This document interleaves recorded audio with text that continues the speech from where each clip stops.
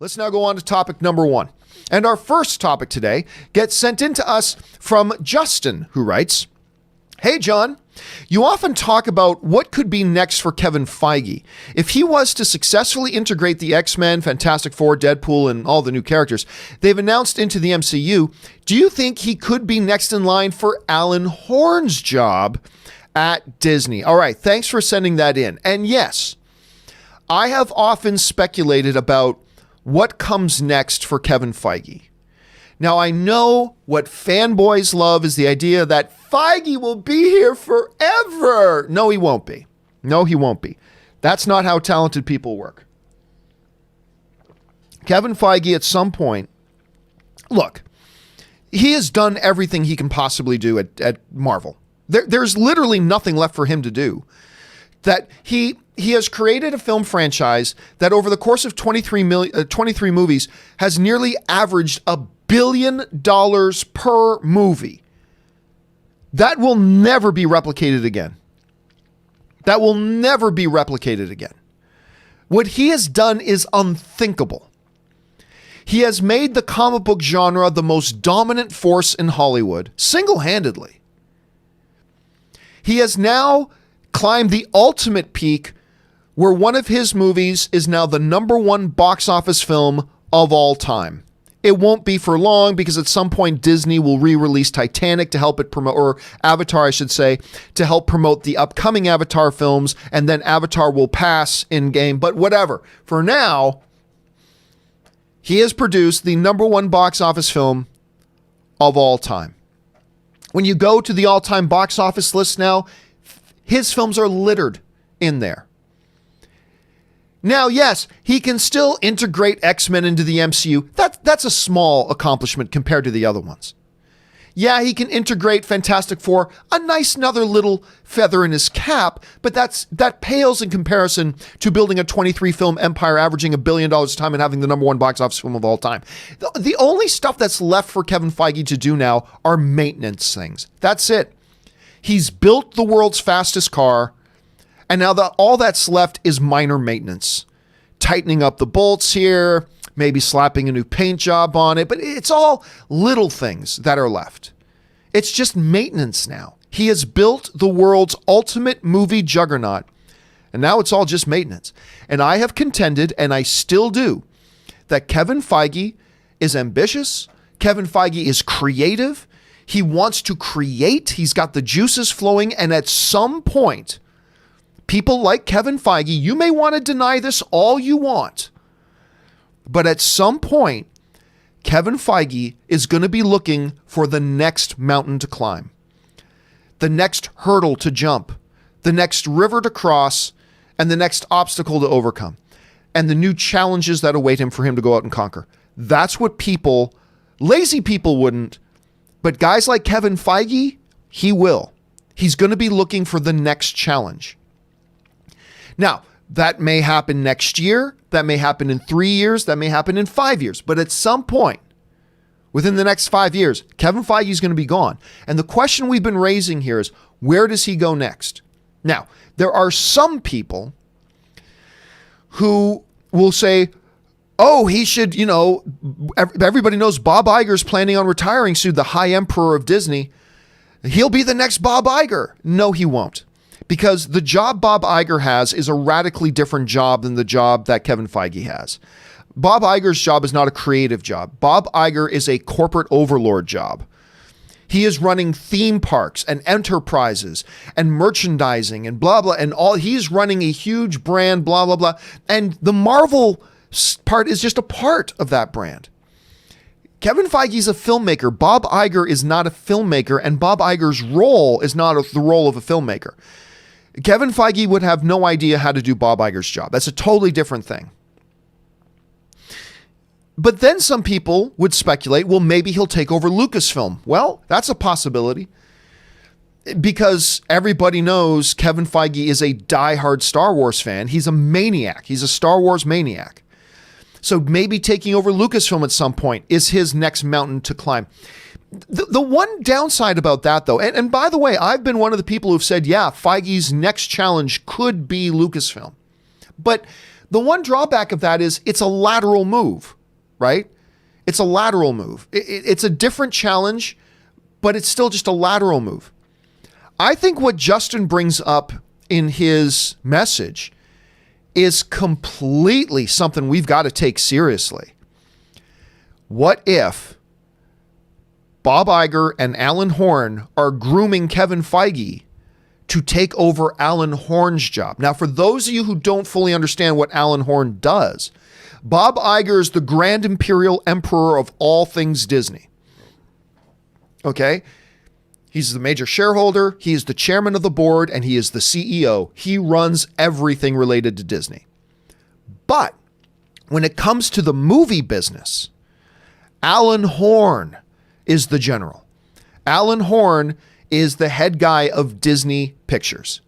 That includes Pixar, Lucasfilm, Marvel, Disney Studios, Disney Animation. It includes all of that. He is the high overseer and war chief, if you will, of all things Disney movies. Bob Iger is the head of all things Disney, period. Alan Horn is the high lord of all things Disney movies. So he's not just responsible. He's not just the guy that Kevin Feige reports to. Alan Horn is Kevin Feige's boss. He's the guy Kathleen Kennedy reports to. He's the guy the folks at Pixar report to, and that the folks at Disney Animation report to, and that the heads of Disney Pictures report to. He oversees all it. Whereas Kevin Feige oversees Marvel, Alan Horn oversees Marvel, Lucasfilm, Pixar, Disney Pictures, Disney Animation, so on and so forth. He is the guy they all answer to. Alan Horn's job is most like Kevin Feige's job, not Bob Iger's. Bob Iger's job is a totally different thing. That's something Kevin Feige wouldn't have the first clue of how to do. But Alan Horn's job, now that's something Alan Horn could be grooming him to do, as pretty much the most successful producers of all time. Now listen, I think people don't have an appreciation for Alan Horn. If you don't know much about Alan Horn and why he could be looking to step down soon, remember, back in the day, Alan Horn was the president of Warner Brothers during the era that they had their biggest successes. He was the shepherd over at Warner Brothers as they were doing their Harry Potter stuff and like all the Dark Knight and everything. Alan Horn was the president and chief operating officer at Warner Brothers during all that time. He was crazy successful until when Alan Horn was 68 years old. Their corporate overlords forced him out because he was too old. Not because he wasn't doing a great job, not because he wasn't a master at the art, not because he wasn't a master at that gig. They forced him out because they said he was too old now. He was too old now. Too old to begin the training. He was too old. 68, too old. Go away, shoo Alan Horn. And they shoot him out and they forced him to retire. They said, this thing needs to be led by younger people. Despite all the golden success he had led them to. They threw him out and they made him retire. Now, granted, he was 68 years old. Why not retire, Alan? You probably had all the money in the world. Why not kick back, relax, and enjoy life, son? You know? You deserved it. You earned it. But he wasn't ready. But they put him into retirement. And he started to enjoy retirement. And then in 2012, 2011, 2012, somewhere around there, Bob Iger called Alan Horn and said, look, I need you to come out of retirement. I need you to come out of retirement and come and run Disney Pictures. We need you. We need you, Alan. Come out of retirement. You're the best. Come out of retirement and come do this. Alan Horn thought about it. And when you know what? All right, I'll do that. By the way, Alan Horn was a captain in the Air Force. He's a black belt martial artist at D23. He even showed off this old from the 70s, the cover of Black Belt magazine with him on the cover of it from the 70s. This dude is an impressive man. Alan Horn is an impressive man. So in 2012, Bob Iger talked Alan Horn into coming out of retirement and to shepherd in a new era for Disney Pictures. And what has happened since? billion-dollar film after billion-dollar film after billion-dollar film. Doesn't matter if it's a Star Wars billion-dollar film or multiple Marvel billion-dollar films or Lion King and Toy Story and Aladdin and all these other billion-dollar films. Under Alan Horn's leadership, Disney Pictures has enjoyed the greatest success out of any movie studios or collection thereof in the history of the business. That's Alan Horn. Now, I can piss on Alan Horn's shoes because I hated the way he handled the James Gunn situation. I did. But that doesn't take away from this huge laundry list of what makes him the best in the business. And we can criticize this and we can criticize that, but at the end of the day, the dude's the best of the best. And now Alan Horn has got to be thinking, that was 7 years ago. He was talked out of retirement 7 years ago. And with Bob Iger looking to retire pretty soon, you got to know that Alan has got to be thinking about hanging it up at some point and enjoying his legacy and enjoy the fruits of his many labors. And that brings in Kevin Feige. Now, as of right now, Alan Horn, his technical title now is co-chairman now and chief operating officer of Disney Studios, but he's got a co-chair who works for him named Alan Bergman.